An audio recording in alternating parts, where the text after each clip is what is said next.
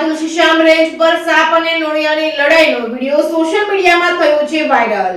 Khambha Tulsishyam range પર સાપ અને નોળિયાની લડાઈનો વિડીયો સોશિયલ મીડિયામાં થયો છે વાયરલ। બાબરપરા રેવન્યુ વિસ્તારમાં હનુમાનગાળા ગેટ નજીક સાપ અને નોળિયા વચ્ચે થઈ હતી જીવ સટોસટનો જંગ।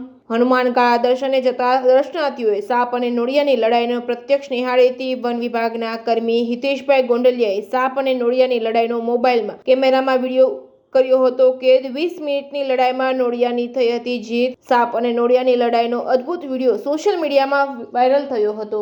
Reporting by Kalpesh Nagdiya, Khambha.